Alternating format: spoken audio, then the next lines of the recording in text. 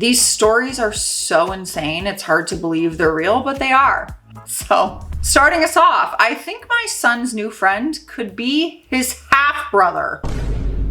I can't even try to do the math of that statement. So let's just read. The story came January 9th, 2022. I'm not 100% sure, but the similarities are starting to scare me. After graduating from high school, I hooked up with one of the alumni, she was 26, that used to help out at the school events. But then I found out she had a boyfriend and we broke up. At the time, me and my ex were already hooking up too, and she got pregnant months after. My son is 7. He meets a new friend that he hangs out with after school. The kid is like 8-ish because he's a grade above my son. And guess who his mom is? We met a couple times picking up our kids and she avoids me. Oh, it's the alumni girl you hooked up with. It's not her avoiding me that has me suspicious, because of course it's awkward anyways with an ex. It's that him and my son have so many similar features. The way that they smile, hair, skin color, the shape of their eyes and nose are very similar to mine. And everyone in my family always say that my son looks exactly like me when I was a kid. As far as I know, I haven't heard about any dad being around, and her Instagram doesn't show anyone else. I don't know if this is something to bring up to her at all. We didn't end things well at all, and she hated me even though she was the one who was a cheater to her boyfriend. Should I ask her about it all, or just let it be one of those things that you just leave alone? I'd hate to think I have a kid out there not to know about, but if it's gonna hurt him more, then I am not sure. I can't even imagine having this dilemma in my life. Let's check out some of the top comments, because apparently OOP was answering a lot of things. Someone commented and asked, if you had known that she was pregnant back then, would you have wanted to find out if the child was yours?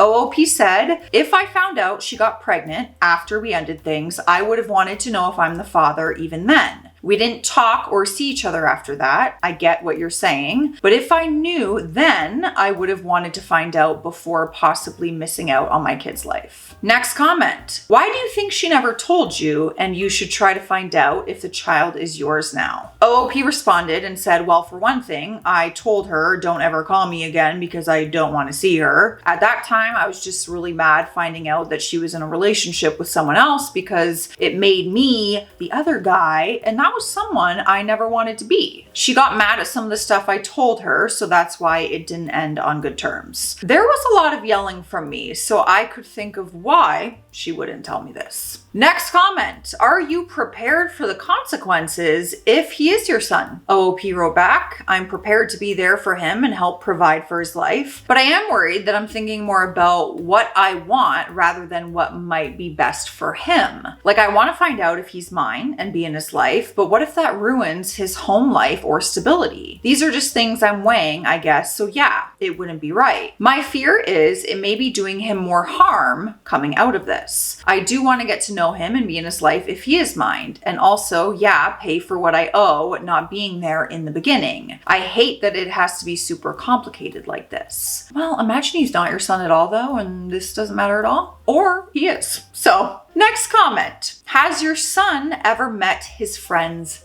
dad? OOP said, yeah, I asked my son about that too, and he says he hasn't seen his dad and that he doesn't talk about him. My son obviously might not know everything, and for all I know, maybe he does have a dad, biological or not, in his life. Next comment. Did you notice any resemblance between him and your son? OOP said, trust me, it is, and honestly, it's pretty crazy. Even before coming to this suspicion that he might be mine, because I didn't even know she was his mom, my first thought was, holy smokes, they look like twins.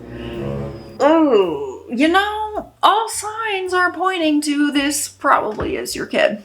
So, next comment. Are you currently married, in a relationship, or co-parenting? OOP said, I'm not with anyone, and that wouldn't be a reason that I wouldn't proceed anyways, if they're cool with it or not. Luckily, we did get a final update on the story, so let's find out what ended up happening. The update came 19 days later. I guess I was right in the end. He's mine. The whole freaking time I had another kid. Lucky that his mom was willing to talk to me about this. It wasn't easy not doing this in front of the kids, but I managed to ask her to meet up alone to talk. When I asked her the obvious, she started crying. And she said when we broke up, she found out about the pregnancy, but thought her boyfriend back then was the father. But she revealed the cheating to him, and they did a paternity test after she gave birth. He wasn't the father, so he left. Then she didn't want to say anything to me because we weren't in contact anymore, and she knew I didn't want to see her again, so she thought at the time maybe I would reject her son. Holy, was I pissed. When we were talking about this, I was half crying, half yelling over the whole thing. No matter how many times she told me sorry for assuming I wouldn't want anything to do with him, that act still made me miss out on my son. Because now we were in this sort of messed up scenario of our kids being friends and not knowing he's also my kid. My ex still hasn't stopped apologizing. I'm trying not to stay mad at her. She seems like she really regrets it, and so far she's agreed to everything I've asked. A paternity test for starters, where we got the proof that I'm his biological dad, wanting to spend time with him, and letting him know that I am his dad.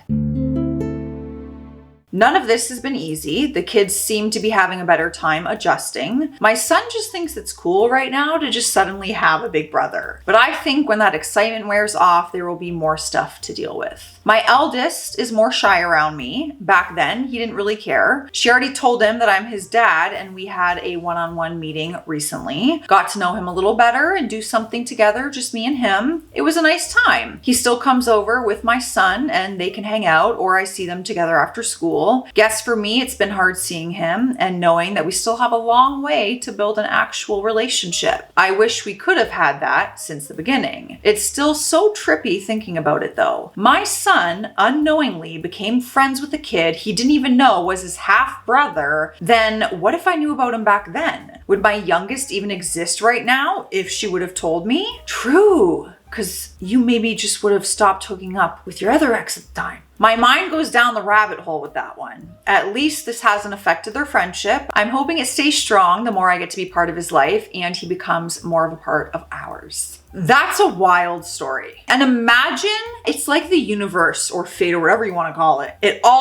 Your kid could have gone to any school. He could have became friends with any kid. The fact that it was that kid and then just so happened to see the mom and you're like, wait a second. Like you could have never found that out in your entire lifetime. Next story. My mother-in-law doesn't believe that my husband is the father of our baby. I don't know what to do. This story came September 2nd, 2015. My husband and I have been together for 4 years, married for 2. My husband is Indian. I am white. I've always gotten along with my mother-in-law. She was warm and welcoming from the beginning, and I really like her. She was over the moon when we told her that I was pregnant. Our daughter, Sarah, is the first grandchild. While I was pregnant, my husband and I joked together about how the baby might look 100% white. In all seriousness, we both knew she would probably look very white at first and then get darker with time. She was born a month ago and does indeed look like any other white baby, but she has a full head of black hair and brown eyes. My husband and I think she is gorgeous. Anyway, my husband and I decided early on that we didn't want any visitors in the hospital while I was giving birth and that we wanted 1 week at home with her before introducing her to family members. We just wanted a little privacy and peace during a crazy time. My mother-in-law wasn't thrilled by this, but she did respect it. She came to our house 3 weeks ago with my father-in-law and sister-in-law. She had a huge grin on her face as I walked towards her with Sarah in my arms. But when she saw my baby's face, everything changed. She began shrieking, and I mean shrieking, saying that the baby wasn't my husband's. My husband and I were stunned. The baby started to cry and everything sort of dissolved into chaos. My husband tried to explain that it's totally normal for a baby to be so pale, but she wouldn't calm down enough to hear him. They all left without any of them even holding the baby. That was a few weeks ago. In the weeks since, my husband has spoken to her over the phone many times, telling her that he is certain the baby is his. He even pointed out to her that she herself is light-skinned for an Indian woman, but since my husband is darker, she thinks that Sarah should be darker. She has refused to see me or Sarah until we do a paternity test. My husband has no doubts about Sarah being his, but he has asked me to do the test for his mother's sake and for Sarah's. He wants her to have a relationship with her grandmother. I do too, or I did. I'm not sure anymore. My family lives very far away, 10 hours by plane, while my husband's family is less than an hour by car. I was counting on my mother-in-law to be a big part of Sarah's life, and she was very excited about spending time with her granddaughter. But now I don't know if I could ever leave Sarah with a woman who can come unhinged so easily. What should I do? Do I swallow my pride and get the test done? Even if I do, how can I trust my mother-in-law's behavior and judgment after this? Oh, I feel like it would be so easy to not get that test done, because you'd be so mad at the accusation and the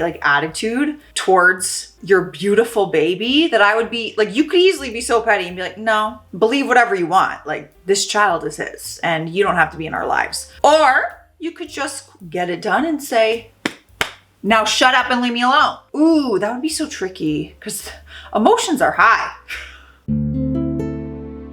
We have an update and it came 2 days later. Yesterday morning, my mother-in-law called my husband while he was at work. She said she wanted to come back to the house to apologize. I seriously didn't expect that. My husband told her he needed to check with me first. I told him it was fine as long as he and my sister-in-law were there too. So last night, after my husband came home, my mother-in-law and sister-in-law came over. I was pretty nervous, but I try not to show it. Mother-in-law apologized for her behavior. She said she knows that Sarah is her son's daughter and that I am, in her words, quote, a good girl. She said that she is disappointed that we aren't including Indian culture in Sarah's life. We gave her a completely Western name, except the last name, and we didn't have any religious ceremonies for her, including the traditional Hindu baby naming ceremony. I feel like I need to tell you all this was a mutual decision between me and my husband. My husband was born and raised here and is very westernized. While his given name is very Indian, he has a Western nickname that he prefers to go by. We live in the American South and he deals with casual and not so casual racism on a regular basis. He has been pulled over by police repeatedly for looking suspicious and even occasionally harassed at work. He doesn't want that for our daughter, so when we decided on a name, he was clear that giving her an Indian name was not something he wanted to do. We are also both atheists and didn't really want to do traditional ceremonies for either of our family's religions. Anyways, my mother-in-law said she dealt with the Western name and the lack of ceremony, but when she saw the baby even looked white, she freaked out. She reiterated that she doesn't doubt Sarah's paternity and that she's sorry she acted that way. She said she very much wants to be part of Sarah's life. I thanked her for the apology, but I also told her how what she did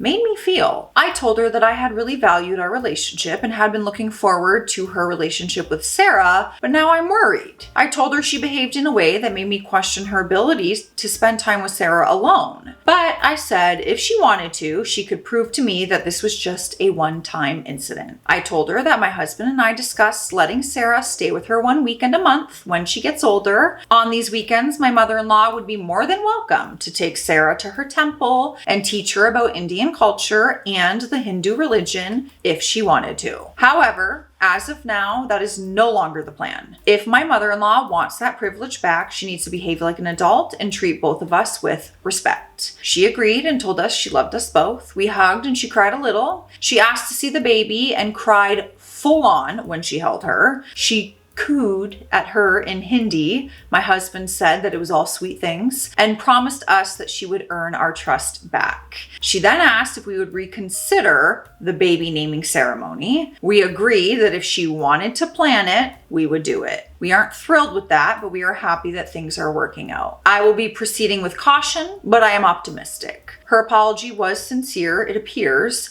not coerced. She won't be left alone with Sarah anytime soon, but if she continues to be the warm, loving, and sane woman that we knew her to be before this nonsense, then a year or two down the road, everything will be the way that it was supposed to be.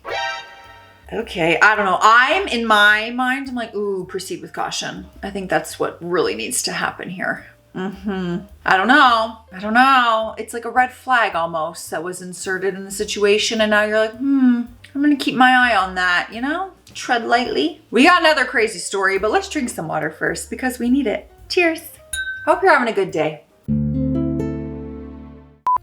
Do you guys ever just lay on your bed and crash out and like just think about your entire existence and the universe and the fact that we're like just beings on a floating rock? I'm spiraling. Mid-afternoon, no reason. I'm happy as can be. Life is good. Spiral. You start thinking about life and what that is. Everything. Oh my God. I have concerns and I can't do anything about it. Next story, 90% positive my sister-in-law, who is currently living with us, stole my wife's dog and gave him to her friend. What? This is so random. This story came October 20th, 2017. And we will ride at dawn for dogs on this channel, okay? You don't mess with dogs. Hello, everybody. We live in Idaho. Last week, my wife's pug, Banjo, was missing from our backyard. My wife hung up flyers everywhere, and through social media, the search for Banjo has been shared throughout multiple states. We have retrieved tons of calls about sightings of a wandering pug near where we live. We checked, and it hasn't been Banjo. A little background, my wife's sister, who is living with us at the moment, has expressed her hate that our dog sleeps in a doghouse outside during the spring, summer, and warm days in fall. She believes that he should be an inside dog and has always hated that he sleeps in the doghouse. Okay, but I kind of understand that too, because I'm a dog lover and I'm like, my dog sleeps in the bed. Like she runs the house. She's more human than I am in my own home. My wife always has her dog inside during the day, but most nights he sleeps in his doghouse outside. Anyways, our dog went missing last Saturday morning and the gate was open. We 100% saw him sleeping outside the night before. Apparently, my wife's sister's friend posted to social media with a picture of a brand new pug she got, which happened to be the night before ours went missing. When my wife went to look, the friend and sister-in-law blocked her from their social media. We had someone else try to look to see if it was him, but the post was quickly removed, I guess. Okay, that's sketchy. My sister-in-law's friend usually comes over to our house twice a month, so she knows the dog and our house. The friend hasn't posted any pictures of the dog, but apparently she named the dog Nacho, which sounds decently close to Banjo and would allow him to come to their call. My sister-in-law instantly gets quiet whenever we bring Banjo up and is seriously acting suspicious as crap. There are some other personal details regarding why we believe that she would take him. The sister-in-law and friend are both around 19 years old and act very immaturely. My wife thinks they are keeping them at the friend's boyfriend's house. We found out where he lives, and my wife wants to go on a stakeout to see if we can see if it's him they have before contacting the police about it. I would pay to be a part of the stakeout. I'll be in the window with binoculars. Like, sign me up, I got you. Anything for a dog.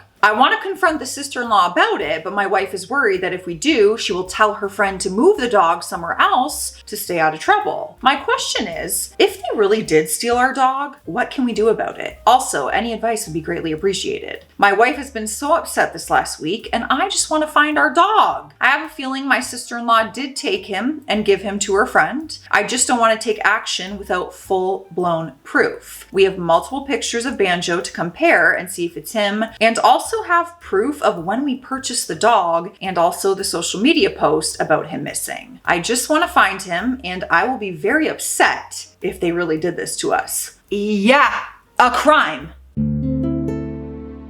We have an update, and it came 2 days later. My wife got her friend to confront the friend and her boyfriend who they thought took him. They were recording the whole interaction. The friend and her boyfriend pretended that they had no idea who my wife was, even though the girl has come over to our house multiple times over the years and is best friends with my wife's sister. You know who I am. Our dog Banjo was at the door when they answered. After my wife's friend confronted them and told them they were going to get the police involved, they slammed the door in her face. My wife talked to a cop, but was told that they couldn't do anything that night since the couple that took our dog lived next to the city. My wife gave them information about it and gave them the girl's number who took the dog. The cop called her and left a voicemail after she didn't answer. The cop then called my wife and told her to go to their house with the cop on the line. Then they acted like they didn't have a dog, even though they just saw the dog when they were first confronted. The cop told my wife to leave the house because the girl wouldn't even come to the door to talk to my wife. The cops told my wife they will call her back once the girl responds to the cop's voicemail. 10 minutes later, the girl who stole the dog texted my wife saying they will give her Banjo back as long as they don't involve the cops. They met up with them and got Banjo back while being cussed out for stalking them and finding where they live. Banjo is now home, and I've never seen my wife so happy with tears of joy. As for my wife's sister, who is currently living with us and was a part of this whole process, she is playing dumb and acting like she didn't know about it until a couple days ago. We will be having a sit-down discussion with her once she gets home, and we will be giving her an eviction notice on when she needs to be moved out. I will let her know, and we'll be recording the whole conversation as well as writing an eviction notice document. My wife is beyond upset that she would be betrayed by her sister, especially after we were only charging her $50 a month on rent with her own bathroom, letting her use our car to get to work, and even feeding her so she could save up for a vehicle herself. As much as I hate being mean to people, I cannot allow her to live with us any longer and will be cutting off letting her use the car today. I've read every comment you guys wrote, and I completely agree with you all. I wasn't aware Pugs had such issues sleeping outside, even if he slept in an insulated doghouse. Some more background information is we didn't let him sleep outside until 2 months ago. He would be inside all day until around 7 p.m. and then he would sleep in his doghouse. Around this time, the outside temperature was averaging 70 degrees outside. Another piece of information is I've learned my wife has actually given Banjo his worming shots and that tick stuff that you give a dog. We live in a subdivision with a decent sized gated backyard, so I wasn't worried about animals attacking him. Because of the feedback you guys have given me, I have talked to my wife and we will be making Banjo an inside dog from now on. We will also be making sure that he gets taken to the vet and gets all of his shots and checkups. I apologize if I upset anyone by the way we treated Banjo. I didn't put enough effort into thinking about his sleeping and veterinarian needs. So we will be working our hardest to give Banjo the best life we can. Oh, happy vibes all around. Justice for Banjo. I'm so happy. Lesson learned. Now he gets to sleep inside like the king he is. Although I know, there's a lot of people who leave their dogs outside. They just do. I don't know. I never, even when I grew up, when we had family dogs, they went outside, of course, especially during the day, but they never slept outside by any means. Let me know your thoughts on all this, you guys. Stay classy out there. Stay sassy. I'll see you tomorrow.